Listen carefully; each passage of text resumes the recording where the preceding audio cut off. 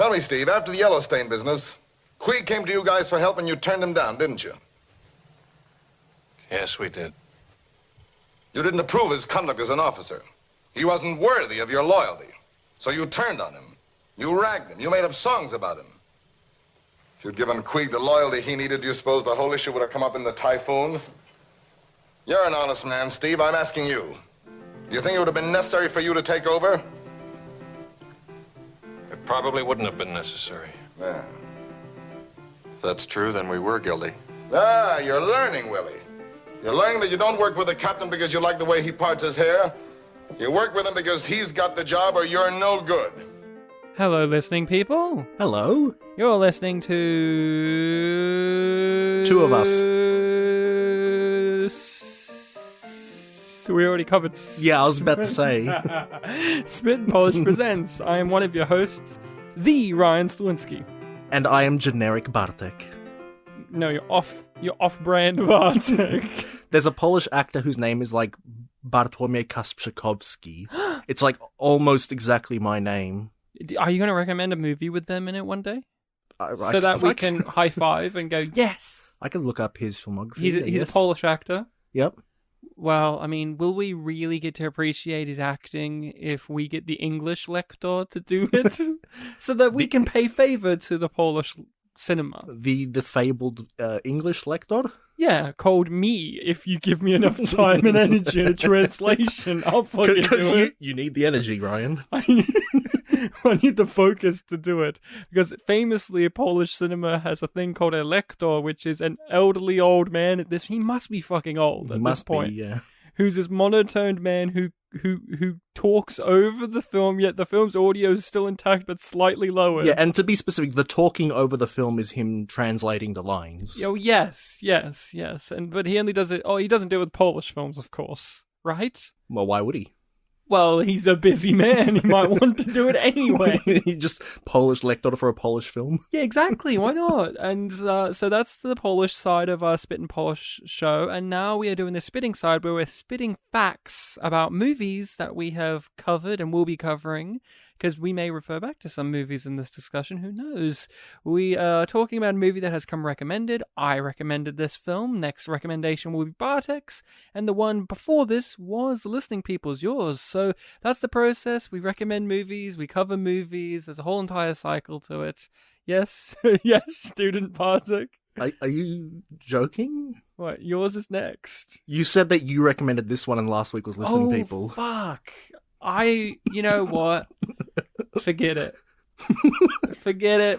Ryan made a boo-boo. Last week was his recommendation. This week is a Listening People's recommendation. It was too spooky last week. I couldn't handle the heart and souls of Robert Downey Jr. If I'm remembering right, it was your parents who recommended this one, right? Sorry, Mum and Father. And so we are covering the Caine Mutiny from which year was it? 1954, I think. Starring Humphrey Bogart, Fred McMurray, Van Johnson. Jose Ferrer, of course. Jose Ferrer, and lead guy. You know, guy. Yeah, his name was like Richard something? Richard Cunningham. Robert Francis. He has two first names. Yeah.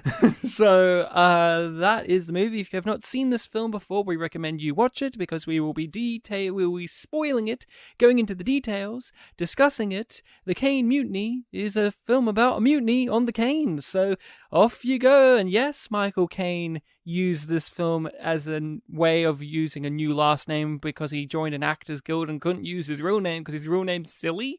What's his real name? Maurice Micklewhite, I think. Yes, and I think he's told stories about when he goes to airports and whatever, and people like think it's a fake. I've heard him on thing because he's like, "You're clearly Michael Caine." It's like, yeah, but that's not my real name. It's like, well, this isn't. This isn't.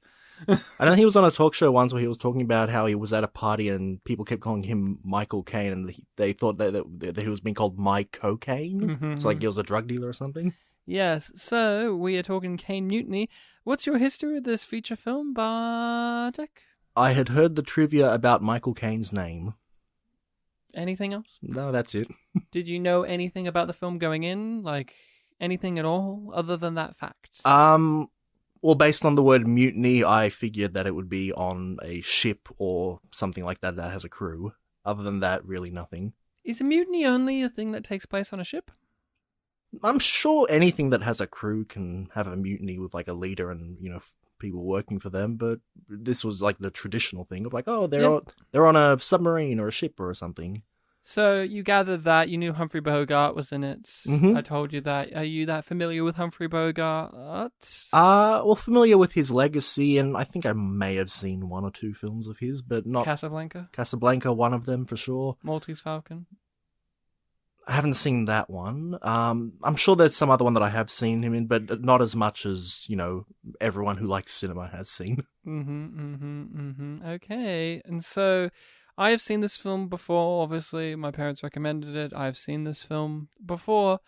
I don't remember the first time I saw it, but I've seen it a couple of times. It's an interesting Humphrey Bogart film. I am a fan of Humphrey Bogart. I've watched a few of his films, a good amount of them, and he has a few like this, more notably The Treasure of Sierra Madre, where it is him playing unscrewed, weirdo, crazy, not villainous, I guess is not the correct word, more so in Treasure of Sierra Madre, but against the usual, I'm smoking a cigarette and I'm kind of a sexy, charismatic rogue who says the right thing at the right time, and I have a real nonchalant energy to me. He's an iconic element of film noir. That's a big thing that I know him for. He played Sam Spade.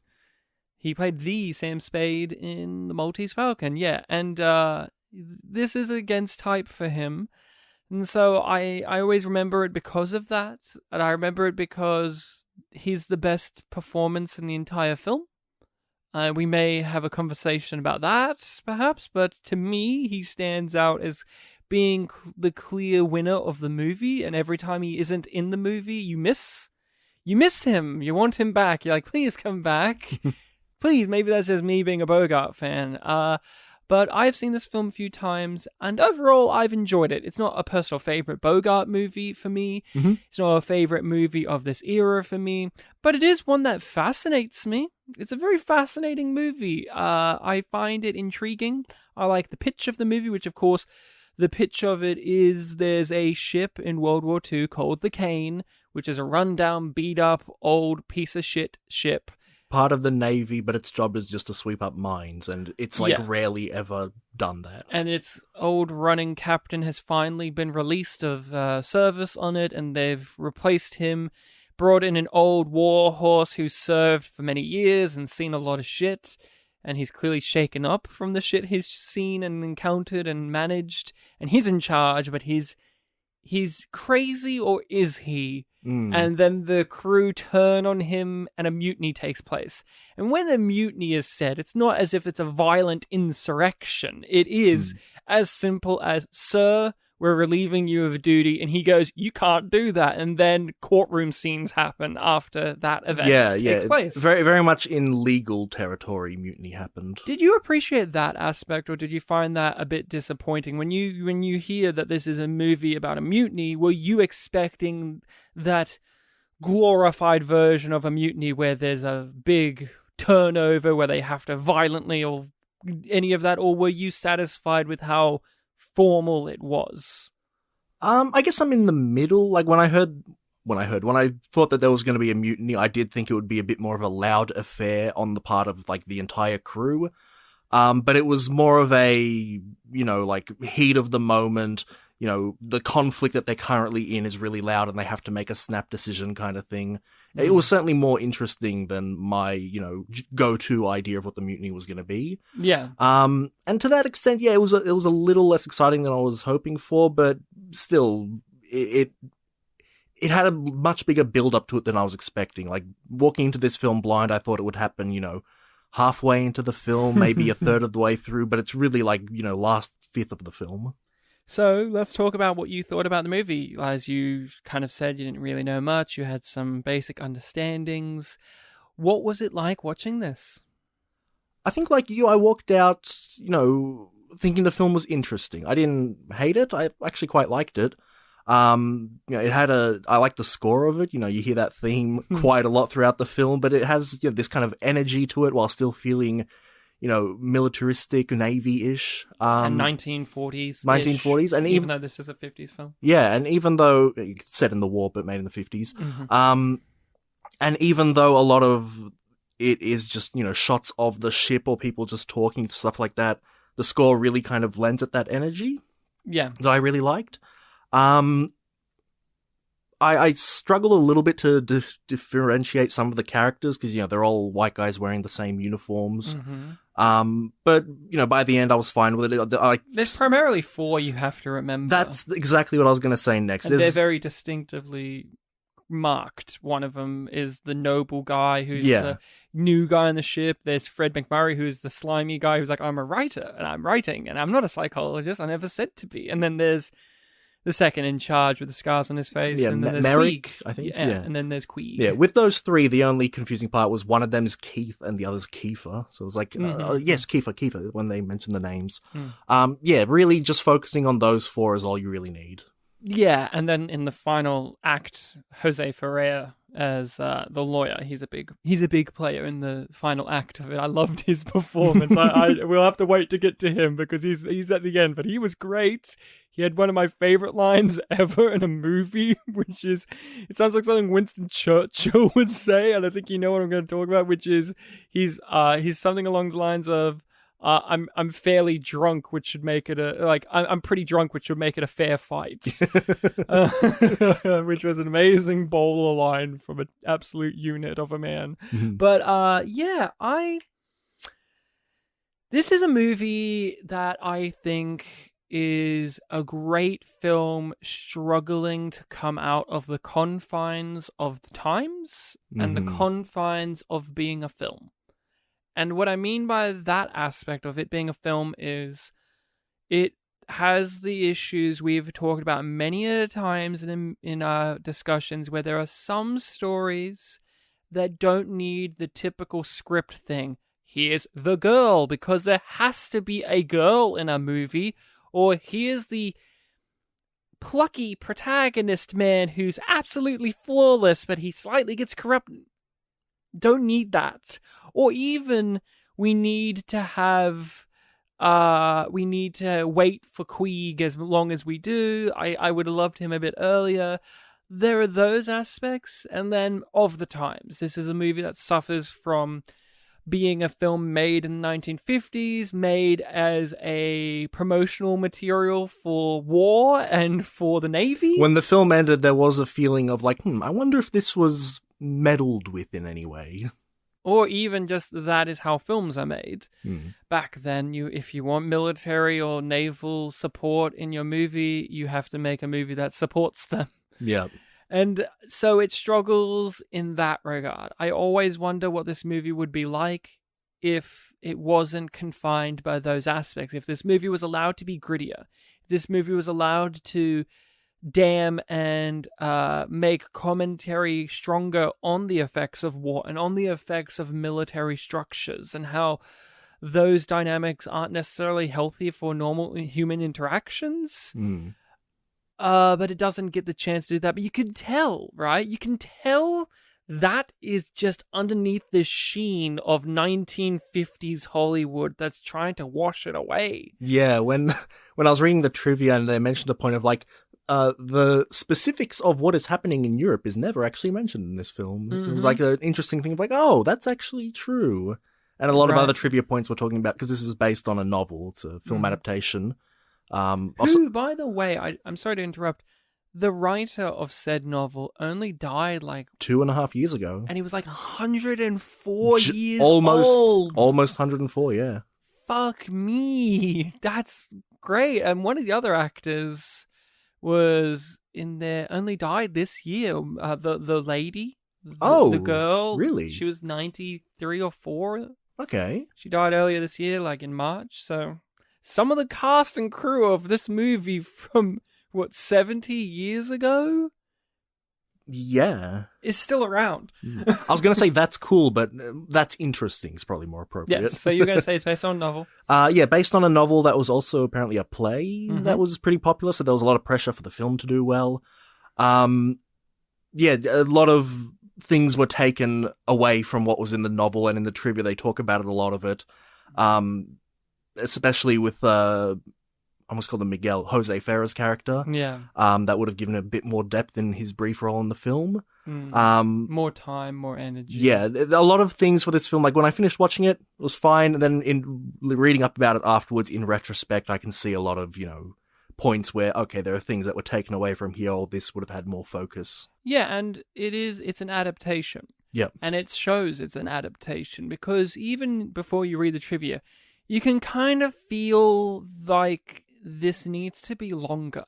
Mm-hmm. Didn't it? Like, to me, this is a movie that I'm shocked isn't one of those old movies that's nearly 3 hours long. Yeah, well, apparently like a whole hour was taken out, 50 pages of script or something And like that. that's incredible, because the movie still works, but you can feel some of the missing elements are here, especially when you get to that moment where it's like a montage of all these crazy things Queeg has been up to, and they just kind of plow through it until they get to the strawberries. Is that when what's-his-face is writing his log? Yeah. Yeah. And that feels Merrick. like we're just cutting stuff out and having to rush through it, because that was like a really quick escalation of one of our main characters' mental state deteriorating. Is like, well, isn't that the point of the movie? Yeah, it felt like it was like a comedy montage of like this wacky thing happened, then this wacky thing. But it wasn't like comedy situations. It was just like, ooh, look how serious this is. And that's another element, I think, that's a problem of the era that this movie takes place, that this film was made in, of the big budget Hollywood, is sometimes, especially with a war movie or movie set in war, they pull back the punches.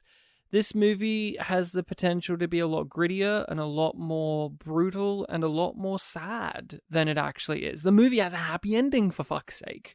And of course it has a happy ending, because it's a movie made in this era of Hollywood. And that's another strike against it when I watch it. And then there's the girl. Can we talk about the girl who plays herself? Mm-hmm. Did you know that? Did you know that she plays herself in the movie?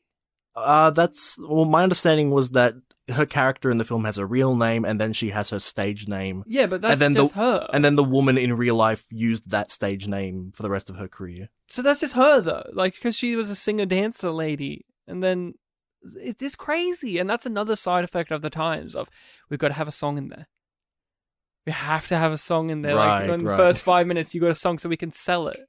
That's how these movies work. These are the cogs and gears of these older movies. Well, and it continues kind of into Robo-Rex, if our discussion on that was accurate. Yeah, and so, yeah, those are my issues, and I didn't mean to go straight into issues, but this is what they also fascinate me. I think this is a movie where I watch it, and I see a great film that's 75% of the way there, and that remaining percentage gets me to think about this other project, this other version of this movie, or how you could adapt this into something nowadays and make it work even better. But it's also like, how do you replace Humphrey Bogart? Somebody that they didn't want to initially cast in this movie. Yeah, I'm pretty much on the same page, and just with the added thing of like when I was reading about some of the things that they took out, especially Jose Ferrer's final speech, like the things that he brought up, because his character was meant to be like specifically a Jewish American character.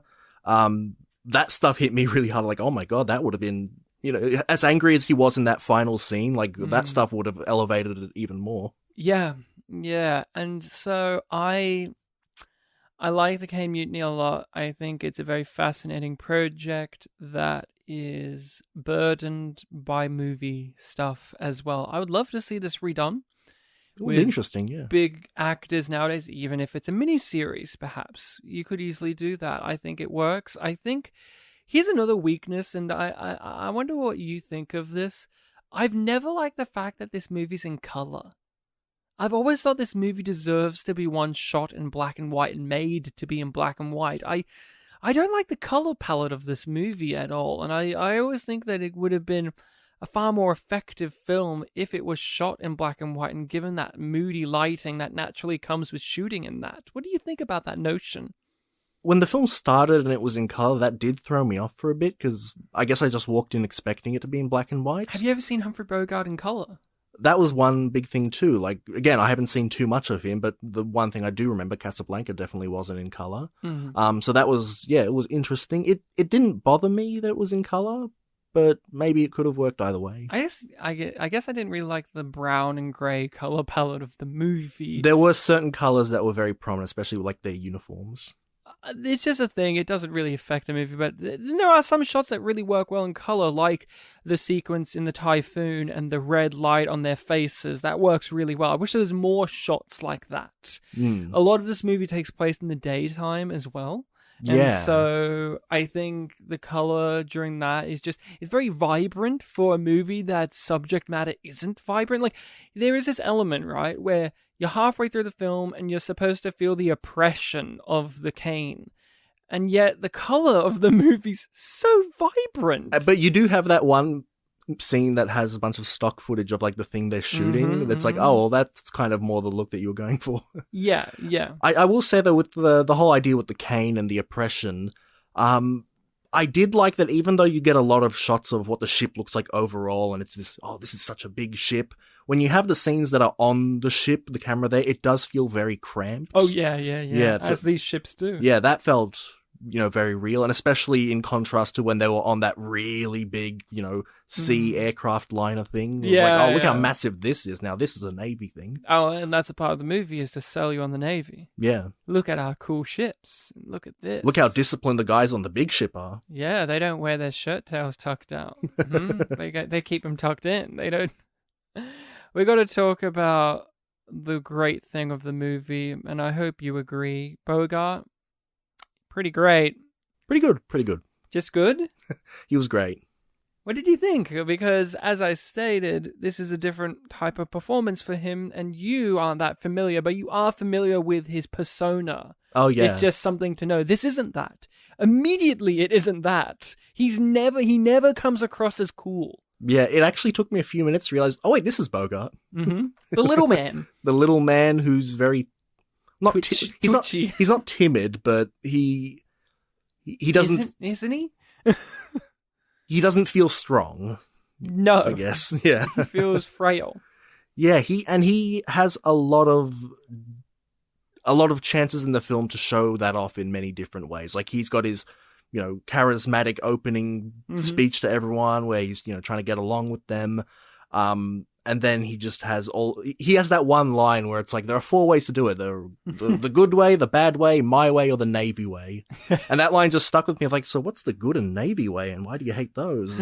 Because they're not his way. They're not his way. It. Yeah, and there are all these little elements. It kind of reminded me of Burning in a lot of ways where, at the end of the film, you're kind of presented with this question of like, so were the crew right? Because along the way, you were probably sympathizing with them in a lot of ways, but now all of these elements are getting brought up to make you think. That's why I love the movie. Because we'll get there. That's a big topic. I want to keep talking about Bogart first. Yes, for sure. I really appreciated the fact that they weren't afraid to use his height in the movie, because in most movies they wouldn't. Like in Casablanca, famously, a lot of the behind the scenes is him standing on milk crates and her kneeling because she was so much taller than him. And that's right, I forgot about that. So, he would have to be sitting in that movie and so on and so forth. And the only characters bigger than him would be Sidney Greenstreet, who's like a big guy, and all of them, they pair him up with Peter Lorre, who's smaller than him. I really appreciated the fact they weren't afraid to show how little he was, because it added to the frailty of the man. It added to this. He does have this insecure nature to him. I mean, he has his Freudian thing where he plays with little metal balls and the boating balls, I think they're called. Yeah, and that kind of stuff. And I liked how when he was barking orders at people, Humphrey Bogart usually has such a presence of sometimes menace, intimidation, charisma, charm. And here he is, and he's doing the military jarhead thing where he's yelling orders and this, but at no point do I, in the movie, ever feel the actual intimidation he, the character, thinks he's bestowing upon these men. And that's kind of where his command fails instantly, because he's yelling at these guys about the most inane things possible. And Bogart, being this little guy, barking up at these people in the middle of a much more important thing, adds to this sense that he is going to be a failure of a leader. And Bogart is delivering this energy really well of making it perfectly clear that the character believes that they're being this rigid, I'm in control, I'm fully with it, but also enough for the audience to know that he's not really. Yeah, especially since lately I've been doing a lot of teaching stuff, and obviously I've got to have a bit of authority over some kids. There were little elements of the film that I was kind of judging from like a teaching perspective. The scene where he was getting everyone to wear the helmets especially was a big one, where he made the announcement of like, okay, anyone who's caught not wearing a helmet, you're going to get in trouble. Literally just yesterday I was telling kids you have to wear masks or else the teachers are going to get you in trouble. And he had that whole thing of like, as soon as he made the announcement, he ran out to see like, oh, who's not wearing a mask? Who's scrambling to put it on? Helmet, yeah. Yeah, so, of course, sorry. I'm too COVID focused. Who's putting on a helmet and who's not wearing it? And me as a teacher, I'm thinking like, okay, well, if you're seeing people putting on helmets, that means that your message is working, and you can look past it because they're doing it now. But he was really like focused on like, oh, I'm actually going to catch them. Yep. It's like, dude, you've kind of already won by getting them to put on the helmet. You can let it go. But at this point, but in all fairness, at that point in the story, they had fucked with him a lot by then. Yeah. So the tolerance for that was much lower. And you know this as a teacher. Yeah, for sure. But like the prolonged effect of the defiance, even if they are following the rules that you're setting for them,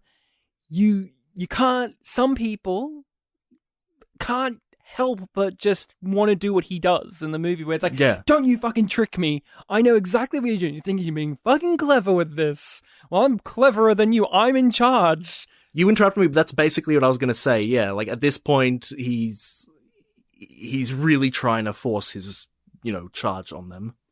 Like when he's making the boat go in a 360-degree angle after he's proven that he's a much better leader than the previous captain by having done this quicker, but then he fucks it up because he cuts the tow line. How did you feel about not only when he was actually barking at them and not paying attention, being on the about the shirts and whatnot? Because even that, you don't take him that seriously in the scene because it's such an inane thing to be bullying about. But like I said, Bogart does the levels really well. But how did you feel about when he was confronted by the fact that the tow line had been cut and it was his fault? And he reacted to it like, who said that? No, the tow line hasn't been cut. Then he immediately goes into a lie after presenting for the last 5-10 minutes that he's all about the books and being by the books. Yeah, it's him. He introduced himself as being a guy with no grey zones. It's, black and white, good or bad. And then here he is, immediately showing that, no, well, when he's under hot water, he's going to go into the grey zone. And that's his character. He's a grey character, yet he presents himself as if he isn't. It's all his geometric logic, as he calls it later in the movie. He does, yeah. And then he realizes, oh, fuck, anytime he gets in trouble, it's never his fault. It's always his disloyal officers. I love that one of the big things in this film that's a sign of him, being incompetent, has the name the Strawberry Incident or something like that. Yes. Just the fact that the word strawberry is in the name. That is one of the funny and sad moments in the movie, is the whole strawberry thing. One of its legacies, I actually looked this up on the internet. I was like, what are modern people saying about this movie? No joke, I found, I think it was on Tumblr or Reddit, somebody made a video and it has 10 likes or something. And it's I don't even know how to describe it. Somebody's edited together Humphrey Bogart in this movie, and they're my short strawberry king. And it's him flipping out about strawberries and being little. It's a compilation of those things. And it's in a way, that's what people remember is what undoes him is strawberries. And there is that whole line that Kiefer has where he's trying to relive the glory of his days, which was the cheese incident or something like that. It's this guy thinks that strawberries and cheese are the biggest deals. Great cheese case. Yeah, that's it. But he's right. That's the thing that is so great about Queeg is sometimes he isn't right, but sometimes he's fucking right. And that's what makes it really complex with his character, and they wind him up. But Humphrey Bogart playing how long did it take? I mean, you said it took you a little while to even really be like, that's Humphrey Bogart, but once you did you buy into it pretty easily that this is the type of character he plays, since it's so against type of the persona that he's forever cemented as being this, if you could say, an archetypical Hollywood persona. He's one of the images of a Hollywood leading man, and here he is going completely against that. I mean, one, he's not the leading man for a start. The credits will have you believe otherwise, but yeah. I mean, he's in the movie a lot, so that is yeah. something. He's in it more than Jose Ferrer, who's second build. Yep. But what did you think? Like, seeing him play against type, did you buy it? How long did it take you? And how do you feel about seeing an actor who's often considered to be just himself or just this image going against that? I like that for the beginning couple of minutes that we did see him, he was this kind of authority figure who, he was still just talking at this point, but it was introducing that he's different to that last guy who was captain, who I think that guy got a nomination, Academy Award for that. He was really good in the movie. He was, but I almost forgot he was in that. Then he came back at the end. He came back at the end for the happy ending. There's almost just to interrupt for a second with him, there's almost this fairy tale like moment of when he leaves the ship and he's like waving goodbye and the music plays, and it's almost like the closing of the fairy tale story, and it's kind of ominous when you know where the movie's going to go. It's like, oh, we're saying goodbye to the guy who's actually pretty good. We neglected how good he was. Even other characters say, like, you don't know what a great man that guy was. Yeah, he's like, are you happy that I'm leaving? Yes, sir. But you were saying about Bogart? Yeah, so during the beginning few minutes where he's explaining who he is, and it's still all talk, not showing yet. This is roughly where I didn't know it was Bogart yet.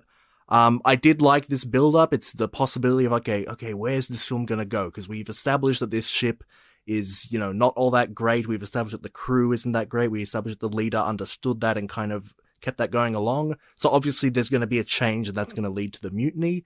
And we have this guy who seems very prim and proper. There's a lot of potential for where this can go. Mm-hmm. And then obviously when we had, I forget what the very first incident was. I think it was the 360 thing. The tow line. And the, hey, why isn't this guy's shirt tucked in? It's like, I can't, have everyone on the ship. I don't know everyone. I did like that turn, and I did like that kind of led into, what this character really is. We've had this framework set up, and we're already going against it. You could argue as well, in terms of retrospect for yourself, because this is your first time viewing, the real tipping off point of what his character is when he grabs those bowls out of his pocket and starts wringing them through his hand. Because isn't that an interesting character tick and trait to give him? Think about it. Like, he's presenting himself like, I'm all together, I'm clearly with it, I'm really in charge. And then when something irks him, he grabs these out.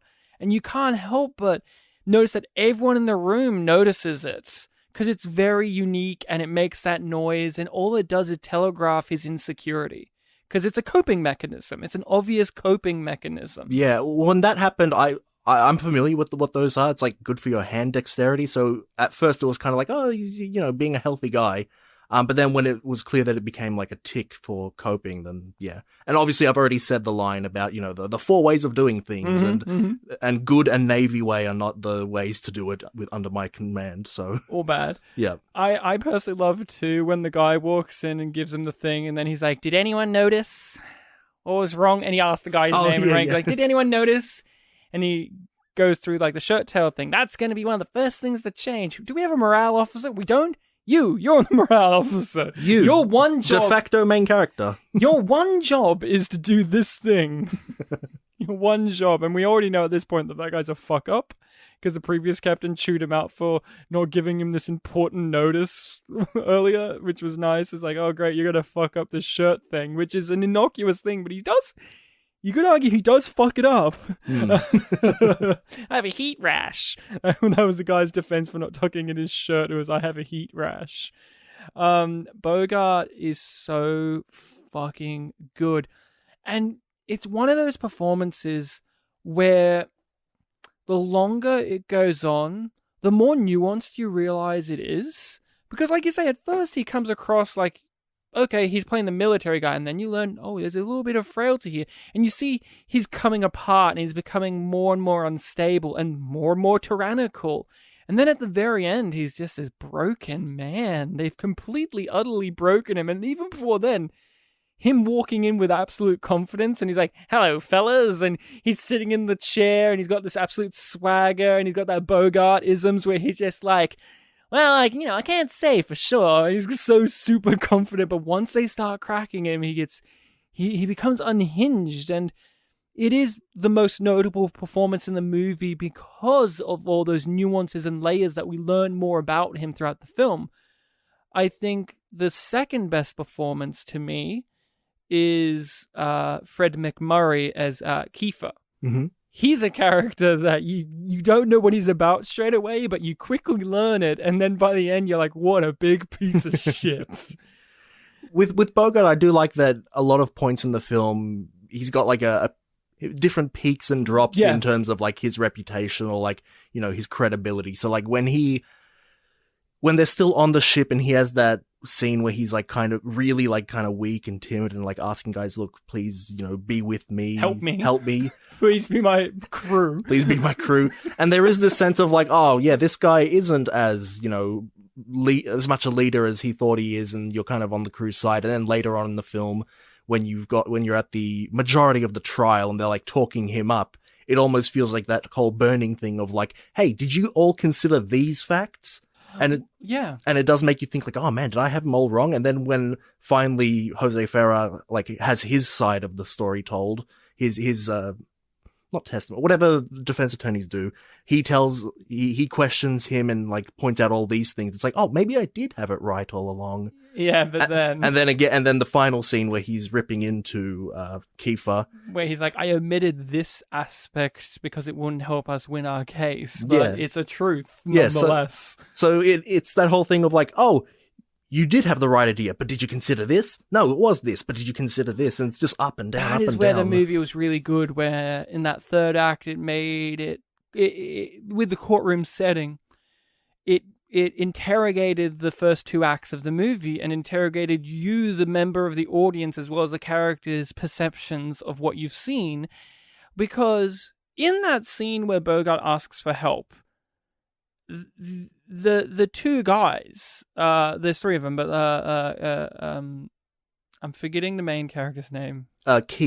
Keith and Merrick were on his side and like, oh, he seems like, you know, even Merrick says that's the only way, that's the way he can say sorry. He recognizes that there are some leaders, they can't directly say sorry. That's the way that they say sorry, and that's good enough. Yeah, and Keith even says in the courtroom scene that he did like him at first.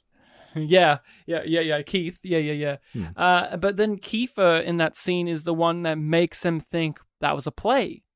That was, me and my wife and my kid and my dog, all that kind of stuff. He makes what is obviously from Bogart's character Queeg a manufactured apology, because obviously he's a man that he can't just express himself that openly. He has to think about it and then say it. It's evident that that's what he is as a person. He most of the time plans out how he's going to say things. Yeah. And Kiefer uses that habit and that personality trait as a weakness and exploits it and makes the other two paranoid. Because in that initial scene, they took it the way Jose Ferrer says at the end. He was asking for help and you guys denied it.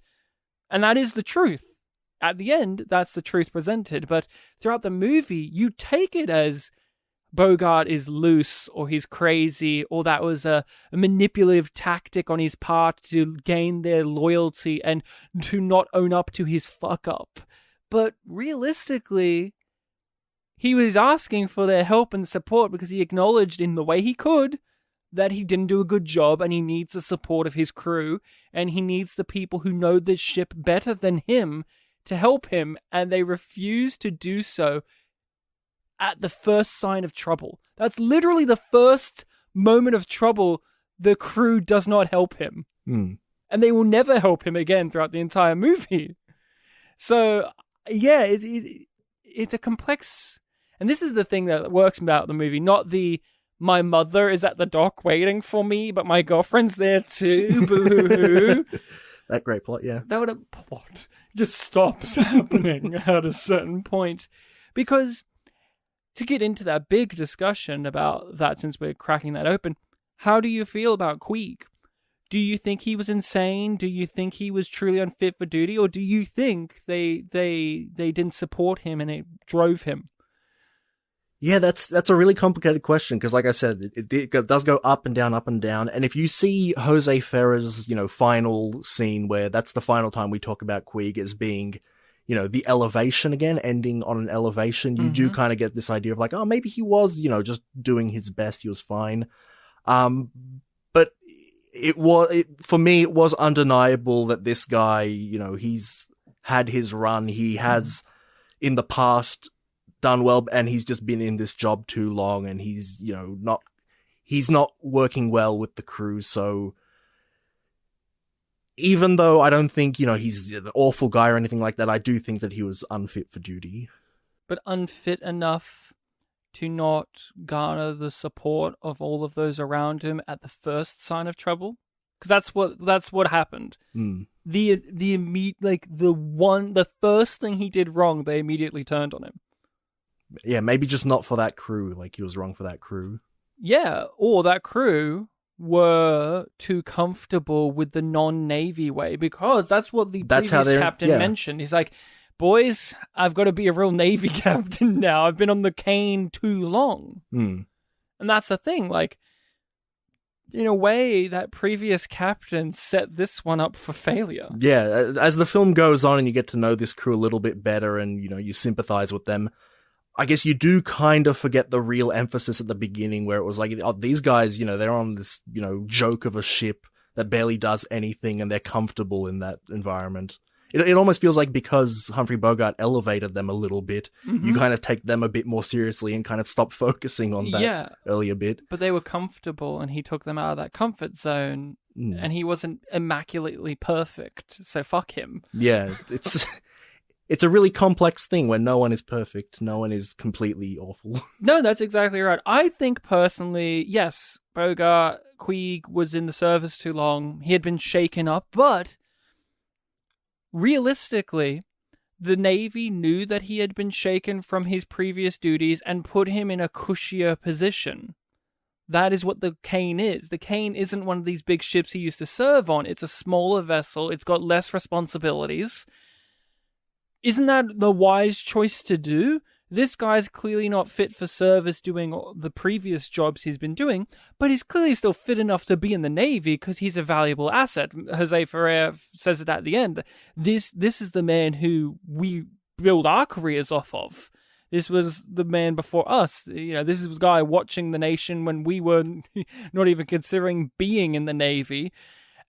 And realistically, it's kind of that thing of, he is a very super experienced naval officer, and he comes onto a ship that is a much cushier position, and he tries to elevate it to being a proper naval vessel. And all of those people involved, even the young Keith, who's kind of grown comfortable with how lax it is, buck back against his trying to change it. But he fucks up. But I think it's very complex because that scene where he asks for their help, they do reject him. And any other time he tries to garner assistance from them, they reject him. So how's he supposed to win? In any way, shape, or form, like, how's he ever supposed to be fit for duty if in a team player environment? Because that's the part of the military naval experience is he says it being captain's a lonely job. And it's going to be a definitely lonely job when your entire crew isolates you out as the guy. And not just the captain, but like the old guard, as you said, working with the new guard. I think that they failed him. He failed them, but they definitely failed him because once you start nicknaming him and singing songs and making fun of him and completely disregarding things he wants or says, and as unreal and as unbearable as his demands are, they are those things that they mention in the movie when they try to go to the Admiral. I love that scene when they're on the big aircraft carrier and they want to go to the Admiral, and then Fred McMurray realizes they don't have enough because on paper and realistically, everything Queeg has asked for has been traditional naval fare. And didn't that make you question the state of things when that came up in a way? Yeah, especially because that character is like the one who's so sure about everything, and he's the one that's backing off. Yeah, because he wants to save his own skin. But it does make you question. Yeah, there was a really weird thing of like, oh, are they objectively doing the wrong thing? Or is this a revelation that this guy who seems to be in charge is like, is this scene specifically existing to bring down this character specifically, not their cause? Yeah, and of course, Queeg makes mistakes and does things badly, but they decide that the chain of command now is that they have to punish him instead of the higher up. Like, it's so bizarre how their hierarchy begins to work after a certain while on the ship because they just don't respect him anymore. That they basically start making decisions outside of what he wants. When the movie happened, I felt for him. Like, what the fuck's this? They're like, oh, so you said you didn't want to watch any more Westerns, so I just decided not to invite you anymore. Like, what the fuck? maybe don't do that. I'm the fucking captain. It's a sign of disrespect. I nodded along. I was like, yep, that's very disrespectful on a military, on a naval vessel. That's really fucking disrespectful. Because I think, would you not agree that as well, the movie utilizes us not being naval or military people to garner a sympathy for our main characters because the demands that Queeg asks for seem so harsh because we aren't a part of that environment. But then the film says succinctly throughout that these are just normal demands that people would ask for in these type of environments. For sure. When they have that line in the courtroom scenes where I forget what the exact line is, but they mention like, we will proceed with this line of questioning with the proper respect that you need. It did kind of ring as a sort of like, oh yeah, the hierarchy, you have to respect it, blah, blah, blah. But then when you consider the rest of the film, there is a sort of objective necessity to that respect because you need things to run.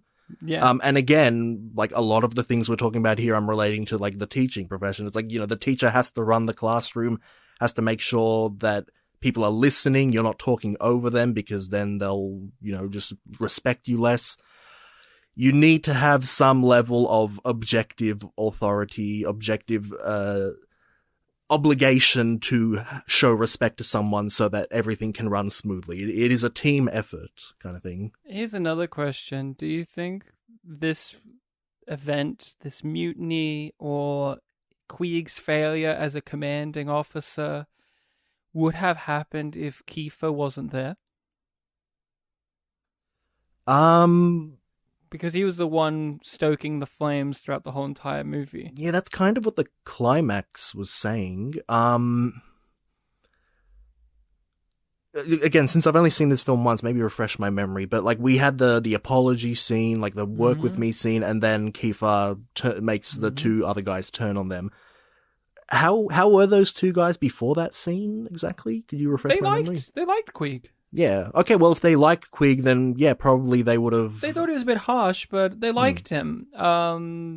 Keith more so than Merrick. Yeah, because like, Keith was, you know, kind of new guy to the whole Navy. Merrick whole thing of like, I swear on the Bible, if you start talking this shit again, I'm going to report you directly to the captain. Says what you need to know. That guy was about, and he's the one who mutinies. That guy was about duty and honor and being a good naval officer. That's what he was about. It doesn't matter if he personally liked Queeg or not. That was his stance of, I don't have to personally like the man. Yeah, I guess it just all goes back to that whole audience perception where you might forget details from earlier. Like, when it was all brought up that, like, Kiefer, you're the one that set all this off. It was this kind of big thing of like, oh yeah, that is true. It was all because of Kiefer. Here's another example that I think is very interesting. The old Yellowstone song. Who's one of the guys singing along? It's Kiefer. And who's the guy who, once the one tells him to stop singing that and then walks away, who's the guy that says, ah, come on. It's Kiefer. Kiefer's there constantly being like, come on. He's always stoking the flames of disparity and like to just be disloyal Yeah. in a way. I do personally love that. Although he has a clear anger towards the crew, Queeg still thinks that they're good officers. He's like, they're good officers, they just need to work harder, and that bites him in the ass when it comes to the trial, because it's like, here, read your thing. He was actually a nicer commanding officer when it came to that than the previous guy. Again, that line is just so teacher, like, they're good kids, but they just need to work. Yeah, right? But isn't that funny, like, in the courtroom scene when he has to and he mumbles it, it's like, I can't hear you, which was very childlike in itself. He wrote nice things about them because he just genuinely believed, like, they just need to work a little bit harder, and then he notices they're trying. While the previous captain chewed Keith out a little bit more, in a nice way as well, but kind of like he fucked up. Yeah, he had that whole thing at the end of, like, he'll be good once he gets his act straight. Yeah. Queeg didn't even need to put that down. He's just like, they're getting there. They're getting there. Yeah. And that bites them real good. We got to talk about the courtroom scene. How did you feel about that? About breaking Queeg? It's probably what the movie's remembered for. I mean, they talk about it in the trivia. That performance in the courtroom from Humphrey Bogart, it rides a gambit of acting. I think even before that, the entire courtroom thing is pretty well handled, because before we see Queeg, it's all talking about Queeg, and you do have all of those high points of, you know, the Jose Ferrer is going to be heard later. We're now hearing from the prosecution, who are completely 100% building up Queeg and making you question things. And you haven't seen Queeg in a while now. We haven't seen him in a while, and as much as this courtroom scene doesn't take up a huge chunk of the film, again, it might be the last sixth of the film, it doesn't feel like any moment is wasted. It's giving you point, and you, the audience, after every point, are think. I even love when Jose Ferrer is hired, when he takes the job. That builds the tension, too, of the trial. Yeah, like this guy who's on your side sees huge merit to the other side immediately. Well, he takes it because it will be an interesting challenge, but he hates you. Yeah. Yep. And then finally, when we do get Queeg to come in and Jose Ferrer to give his side, not testimony, cross-examination, whatever the term is, that's coming from the guy who plays all the Ace Attorney games. He doesn't know what it is. It's different in a military context, but when Jose Ferrer gives his side. Yes, despite the fact that we've been so strongly being questioned about all these things, they are just as quickly being undermined by other points, and it's just this really interesting roller coaster ride. And then the thing that you were bringing up, we have the Humphrey Bogart performance where he's defending himself and just breaking down, and there's a point where he just realizes everything that's happening. It's tragic, man. You feel so fucking sorry for him.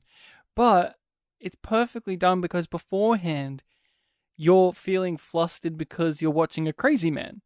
But we understand why he's crazy, because they fucking tricked him with the strawberries, but then he lied about it because he got told the information and he still did it anyway, so he's still fucked up. Yeah. But he's trying to play it off like, no, there was a key, because I don't want to admit that I did something wrong, because I'm a good captain. Damn it. And here's the thing, right? We're talking about it. Any other actor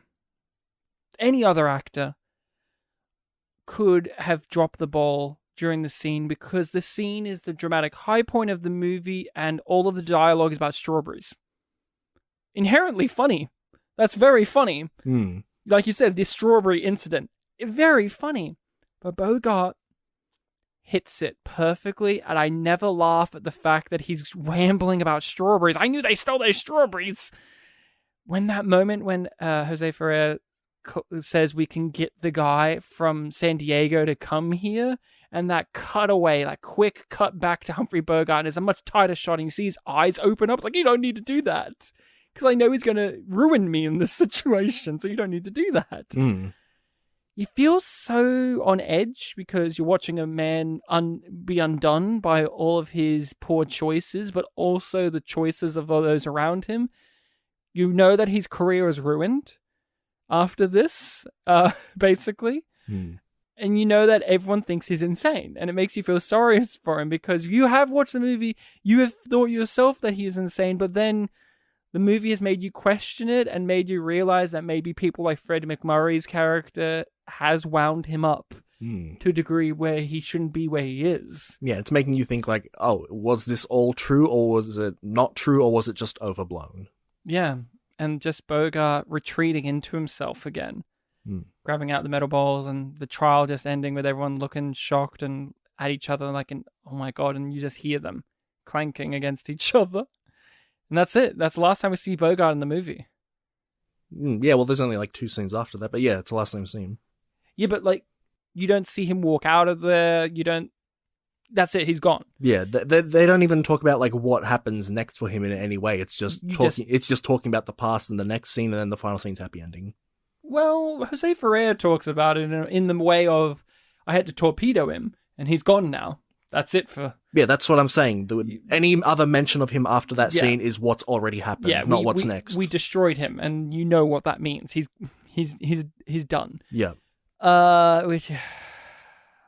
Man, you feel so fucking sorry for him, and that's it. He's gone. He's done. Queeg is a legendary character in the TV show Red Dwarf. There's an episode where the ship's computer gets taken over by a new ship's computer program that's much more strict, and his name is Queeg, and he's great in that he's played by a bald black man who's got an amazing voice. And in a funny little joke, it's one of my favorite jokes, there's the hologram Rimmer. He likes to exercise even though it's a hologram. He likes to do runs around the ship, and Queeg can control him because he's a part of the ship's programming. And he makes him run until he faints. But since he's a hologram, he's still running. So you see the actor who's like, I think I'm going to faint. And then he just goes, ugh, and his head goes limp, but he's still running at full speed. And it's like his head flopping around while he's unconscious. One of the greatest gags ever. But Queeg, he's done, he's dusted. We have all of our other characters. I still stand by this. How do you think the movie would be if the guy who does mutineer was the main character instead of Keith? Because I found him a much more compelling character. I found his conflict of betraying his captain or going with what Kiefer says a far more dramatic thing to follow than Keith, who was just kind of there to... Yeah, Keith, despite the fact that the film opens on Keith and we follow him for a lot of it, especially before Queeg enters the film, that's like 26 minutes... He does just exist as kind of the perspective character, like the audience surrogate in a way. Like he has and you even laughed at this when I brought it up earlier, the plot with his mother and his girlfriend, fiance, which, just like Heart and Soul last week, not the best part of the film. Oh, but much worse than in Heart and Souls. Like in Heart and Souls, there's a point to that. There is, yes. It does tie into the main plot. It's the heart part, yeah. The heart part. Yeah, he kind of just exists as the perspective character for the audience to be introduced to this world to. And he does follow along with the other 2 characters who they are the diametric opposites. You know, this is the guy who doesn't like the captain. This is the guy who wants to follow the rules. It's like order versus chaos happening here. Black and white. It does feel like those 2 characters are like the Merrick's the one who's on trial. Yeah. It's not the guy that we're saying should be the main character or the guy who is the main character. No. It's these 2 characters are really the ones that are, you know, central to this story, and Keith is just along for the ride as the surrogate. I like how we keep calling him Jose Ferrer because I don't remember the character's name off the top of my head if we do find out his name, but he mentions it at the very end. He will forever be remembered as a mutineer. You will be a successful rider, and you, Keith, get to go on. And that says so much about the fucking character of Keith. I would rather follow the guy who chose, reluctantly, to forever be remembered as the first mutineer in the US Navy. Wouldn't you? Wouldn't that be a far better character to follow in this movie? And also Merrick, right? Yeah, and also his performance was great. Mm-hmm. I felt so sorry for him throughout the whole entire movie, and I never felt it was contrived when he made the decision. Yeah. You could see the weight of it. But Keith? Sorry, Robert Francis, you were just a guy.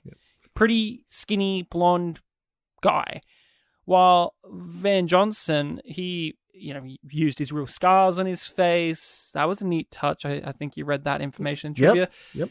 You saw the frustration, because also he did a neat little acting touch with the previous captain. He still had a strained relationship with that captain too. It wasn't like they were buddy. It was also like, I kind of acknowledge that he's not the best captain either, but I like him because he's good. He's a good man still. Mm-hmm. He would have been a great character. And also, we don't know what happens to him after. No, that's true. We don't. Jose Ferrer's just like, he'll forever be known as the mutant. Yeah, mutineer. That's it. We know what happened to Keith. Yeah, we know what happened with Keith, and it's so annoying that he gets a happy ending where he gets to be with the old captain. The old captain's like, hey, Keith. I like seeing that captain again. I thought, like, on paper, I think that's an interesting touch of having a captain that you didn't respect at the beginning, like our main character didn't respect, then going through an ordeal that makes you realize that the before times with that previous captain wasn't actually that bad, and then at the end being able to see that old captain again and have an appreciation for who they were. But I don't really care about Keith. I thought this movie would be so much better if we actually followed the guy who made the mutiny happen, not the guy who just agreed for the mutiny to happen. Either of the two guys who made it happen. I mean, you can't have Kiefer be the main character, right? He's too slimy. Yeah, especially for this era of Hollywood where you have to have a happy ending. Mm-hmm. I guess that's why Keith is the main character, because he's the easiest one to give a happy ending to. Yeah, that's it. You have to make it a happy ending, which I don't think... Yeah, we talked about this with Streetcar Named Desire too, where that had a weirdly uplifting, like, I'm never coming back to this house again. Yeah, it's an unfortunate product of the times. Can we talk about Fred McMurray as Kiefer a little bit more? What did you think of him throughout the movie? Because he's a character that starts to change as you go along. Well, he's kind of charming to begin with. He's like the nice guy. Yeah, he's got that educated quality of referring to literature and stuff like that. He has funny quips. Yeah, considering the fact that we are along on this ride and we're kind of with the crew and thinking like, oh, Queeb, he's incompetent or he's not good. And him being kind of in charge of that, I was along for the ride with him for most of the way through. And then obviously when we had the big aircraft carrier scene where he backed out, all of a sudden that was like a huge turn of like, oh, what? You were so sure of yourself. Is this like the revelation that you're, spineless or something? Like, it was weird. And then it makes you realize, maybe correct me if I'm wrong, he never personally ever confronts Queeg with any of this stuff. He always defers it to other people. That sounds right, yeah. He would mock Queeg in front of his face. Is it Queeg or Queeb? Queeg, okay. He would mock Queeg in front of his face, like when Queeg's saying all this stuff about this, and he laughs or starts choking. He's like, "Oh, sorry, the smoke went down the wrong pipe." That type of thing. He would do that, but never would he actually do the things that he says, because also it's a chain of command. He doesn't want to get personally chewed out by Queeg. He'll give it to the other guy. Let's go to the Admiral instead. Actually, I don't want to go to the Admiral because I might get in trouble. And then when Jose Ferrer it was him who lets him know. By the way, his name is Barney Greenwald. No, it isn't. He doesn't look like a Barney Greenwald. Well, that's why they call him Greenwald. And he broke his hand before doing the movie, so it's in a cast for no real reason in the film, but in real life, you know why. But Barney Greenwald explained. Attorney Barney Greenwald. Jose Ferrer. Yeah, Miguel Ferrer's dad. So he explains there's that article in the rules where basically you can get in trouble too for having colluded to mutiny, even though you personally didn't do it. That's when Fred McMurray really changes gears. I loved the touch that article is like one or two after the one that he kept emphasizing. So it's like you didn't read further. You didn't. It's like you have to learn this. You have to know it by heart. You didn't look a few pages later, mate. Yeah. I love the line when he has to leave. It's like the atmosphere is getting thick in here. That's what Fred McMurray says. Such a writer line. But it's such a line he would say because he's a writer. Yeah, that's what I mean. I loved when that wasn't a criticism. It's because he is a writer. Did you note down that he really turned on Queeg when Queeg took his typewriter away? Because Queeg says, no more writing your little books on this ship. We're going to have to take that typewriter away. And that is really when Fred McMurray gets into full gear of, I'm against you now, even more so. If I watch this film, I'm definitely going to notice it now, because I don't really remember that. Have you seen him before in movies, Fred McMurray? I can't remember when we in university studied film noir for a play we did. Did you watch any film noirs in preparation? Because I can't remember if you watched the one he was in. I watched one film, but I cannot remember the name. I just remember the one line that I wrote down that people liked from the film. I can't remember if you watched Double Indemnity, which is a film with him in it, but he's a very interesting actor. When I go home, I'm going to check what the name of the film was that I watched. He was a very interesting actor because he frustrates me to tears. I have seen him give some of the best performances I've ever seen from actors of this year. And I think he's fucking great in this movie. Like, he's almost as good as Bogart to me. When he gets yelled at the end of the movie and he says, no, you tell the story. You're telling it much better. So good. He's so slimy. But he would play fucking creeps and slime balls and film noir roles every now and then. They weren't the majority of his career. He was in Double Indemnity. He was in The Apartment with Jack Lemmon, a great film, great film. He was in this. There's a handful of roles that us movie lovers, cinephiles, love Fred McMurray for because he was a piece of shit in them. And he was really good at playing slimy and really good at it, but it was only a very small fraction because he was a deeply, deeply spiritual person, I think a very Christian man. And I think after The Apartment, he said, I can no longer play any of these type of characters because they go against my moral values. So he swore off ever portraying the side of himself as an actor that was the best side of his acting. Right. Because he personally felt uncomfortable with playing slime balls. Because in The Apartment, he is a fucking piece of shit. He's the sleazy boss of this place who's sleeping with the girl who runs the elevator and always promising he's going to leave his wife but never does, and basically drives that character to commit suicide over him. That kind of sleaze. He's like, I can't do that. But he is in a very important Disney movie. Shaggy Dog.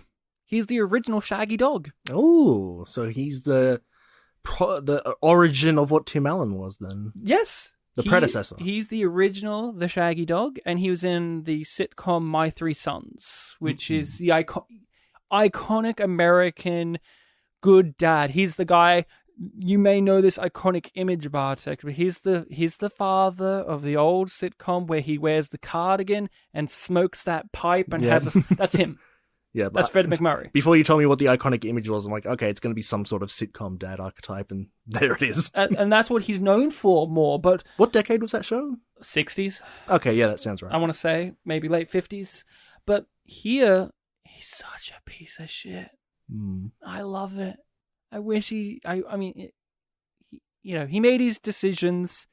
He had a thriving career after this where he played good, nice people, but I love what a piece of... He's almost like a Catch-22 character in this movie. Like, he feels like a character that would belong in the world of Catch-22. He's always got a scheme going on. He's always got a secret agenda. He's got like 15 things going on at the same time. Piece of shit. Loved him, though. And I loved how he got chewed out at the end. The champagne to the face. That was great, too. How did you feel about that scene where... After the big trial, and we've just seen Humphrey Bogart get absolutely decimated in the courtroom by himself, basically, it hard cuts to them celebrating and drinking and partying and celebrating that they just destroyed a man. Did you have that weird feeling before Jose Ferrer came in to call them out for having done, to call the scene out for being this? Did you naturally have that yourself, or did you just take it on the chin as it went? Because I was still kind of on the side of, him not being fit for duty, I didn't take it as, disgustingly as probably I should have, because it is, such a serious thing that gets followed up with celebration. So when Jose Ferrer, who We have to call him Barney now, Ryan. Barney Gumble. Or Barney Rubble. Take your pick. Both are fun. Stinson. Stinson from How I Met Your Mother. Barney Stinson. Oh, yeah, I've seen one episode of that. I remember his name was Barney. Legendary. That's one of his many catchphrases. Okay, the episode I saw was one where they were trying to, stop doing iconic things or something like that. Yeah, when Barney came in and... okay, now I'm finding it funny. When Attorney Greenwald came in and... Barney Greenwald. Barney Greenwald came in. He's not a Barney. When Albert's dad came in and he started... when that character played by that actor came in and started telling them off, I was kind of still on their side of on their side in the sense of I'm being told off as well and seeing his points. But still kind of feeling like because it felt like things were missing. We talked about that way earlier when we were focusing on negatives. There was this kind of sense of I'm hearing what you're saying, but I feel like this is a bit biased. And then when I read the trivia, I'm like, okay, there would have been some stronger emotions here where, the World War II was a lot more important to this guy than this film feels World War II is important. That would have made it hit a lot harder. But still, it still had that whole thing of me questioning things even after the trial is over, which the trial was the climax of the up and down roller coaster. I know you haven't seen too many films from this era in time, but isn't it curious that a film from all of these decades ago, even though it's still got the Hollywood isms, still manages to rile up all of these ambiguities and questions and was this right and was that right? The fact that I keep referring to Burning, which that's a modern film that, was so complex and amazing that I'm comparing that film to this film. It is quite impressive. Honestly, when I was on the bus on the way here, I was actually wondering how much we'd get out of talking about this film, but... Yeah, I honestly thought you were going to come in and I thought you weren't going to like this very much. I was watching it and I'm like, maybe this is too corny for him to enjoy, but then Bogart would just fucking chew that scenery. I love his expressions, Bogart, when he would lose it and he would grip onto things almost like a frightened child, like in the Typhoon, and he's completely gone, completely glazed over, and he's off in his own world. Or even little touches of he's not in the control room or whatever that room's called. He's not on the deck. He's on elsewhere on the boat not making command decisions and then coming in when it's not happening his way and then barking and then leaving again. Such an interesting portrayal. Yeah, a trivia point that I kept reading, because I looked at a bunch of different websites for trivia, and they would always bring up Humphrey Bogart was 25 years older than his character. I think you can go further and say that the character felt 25 years older than he looked because he was just so frail and weak. And this, obviously, one of the trivia facts was he had cancer, yet not diagnosed at this point. That's one thing I always didn't know, that I never really knew about Humphrey Bogart. I was like, when did he die for such an iconic guy? And it was, mid to late 50s. Mid to late 50s. His last film, I do believe is his last, The Harder They Fall. Great film. He still made really great films in his later part of his life. I think he credits this as one of his final good films, one of the final ones he enjoyed. I think he still made plenty of great films right up to the end. I thought for a guy whose characteristics are so 1930s and 40s, he still managed to make really interesting projects in the 50s. And it's interesting that the character that we're talking about now is an old guard character, considering the 30s and 40s might have been old guard at that point. And it's so funny because Humphrey Bogart in the 30s in The Maltese Falcon came across like an old guy. And in Casablanca, he comes across like an old guy. He's always come across as this world-weary guy.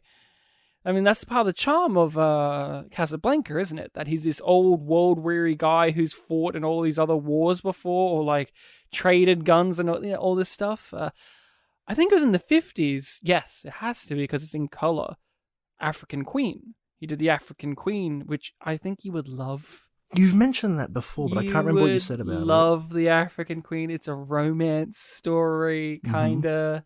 Him and Catherine Hepburn the weirdest double pairing on a little dingy boat. His African queen going down the river, and he has to watch out for Germans and stuff. It's a great film. It's one of the best. It's an iconically great film. He's perfect in it, and he's far more blue collar in that, and like has a 5 o'clock shadow, and he's gross. He's wonderful. He's always drinking booze because he's like, can't drink the water, it'll make you sick. Gotta drink vodka. not to bring the tone down, but when we're talking about actor deaths, the other really, really sad one, as much as we've criticized him here, the guy that played Keith, he was like not even 25 at this point, and he died like a year later or something in a plane crash. Yeah. It's just this really weird thing, like reading up about this guy. He looks so young in this. He's got his whole career ahead of him. Yeah. They were building him up, and then he's just gone. And now it's 76 years later, and you know, he could have had all that time to become a big Hollywood name. Yeah. And there's many actors like that back then. Obviously, ones who are bigger than him, like James Dean, for instance, obviously. Mm-hmm.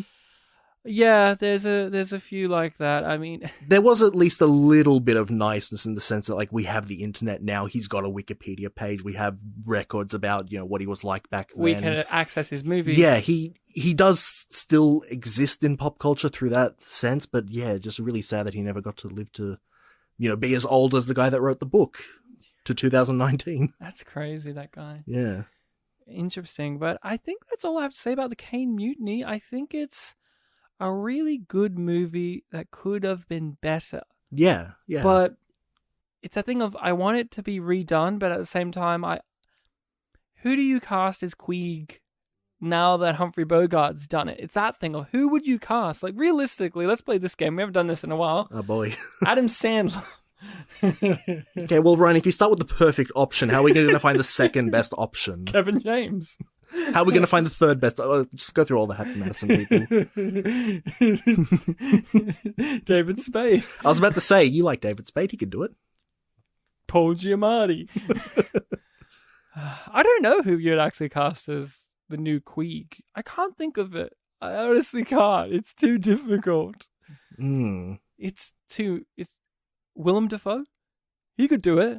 Yeah, someone on the older end for sure. Even though Humphrey Bogart's apparently too old for this role. we want to go old anyway. Well, Ryan, he died a few years later, and, you know, last few years of life, that sounds old to me. Yeah. Well, but then you talk about But who do we cast as May Win? Well, that's really important, so we have to think of someone. I got it, Sam Jackson.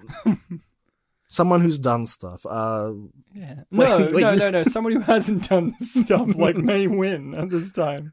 I was going to make it... that was a setup to me listing someone who hasn't done stuff, but I couldn't think of someone. I don't know. Who was in 50 Shades of Grey? Someone from there. Dakota Johnson has gone on to do some good projects, at least. But she Okay. could do it.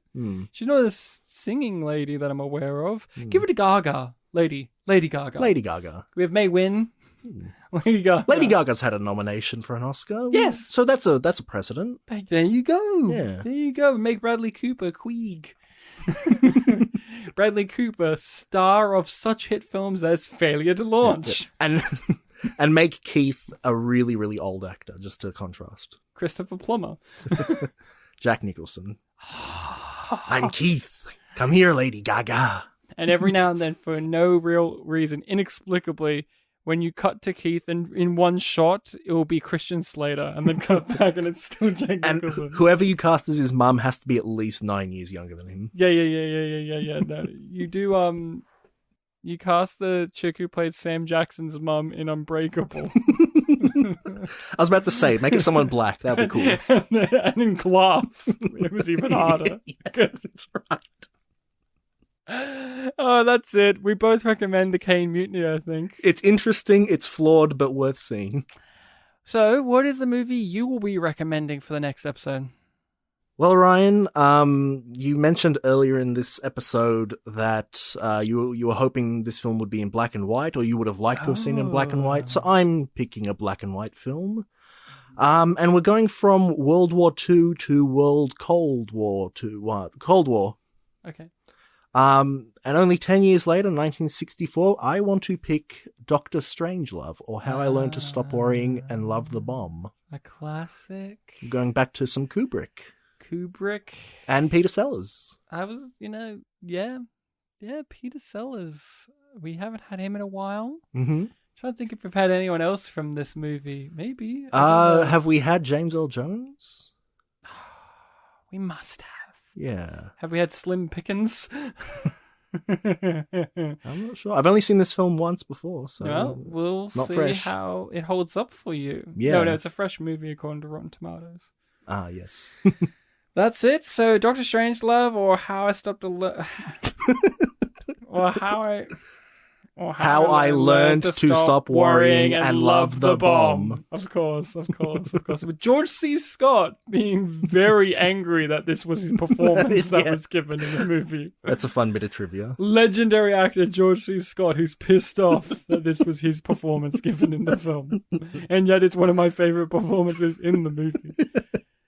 So that is that. So make sure there's no fighting in the war room, gentlemen, and we'll be talking about that next time. You can find us on those social medias of Facebook and Twitter, Spit and Polish Presents. You can email us at spitandpolished@gmail.com with your questions, queries, thoughts, and concerns, or recommendations for movies to cover in the future. Which Ryan will take credit for. Yeah. Just like in this episode. I am my parents. So, yeah. And I'm your mum. Is that a your mum joke? Yeah. Yeah, it is. Okay. That's a your mum statement, more like. That's it from me, Bartek's mother. And me, how did I introduce myself? Counterfeit Bartek? No, you were originally generic Bartek. Generic. And I said you're off-brand Bartek. Generic off-brand Bartek. Not even just off-brand or not just generic. No, now you're counterfeit Bartek. I'm fake Crash. Woo!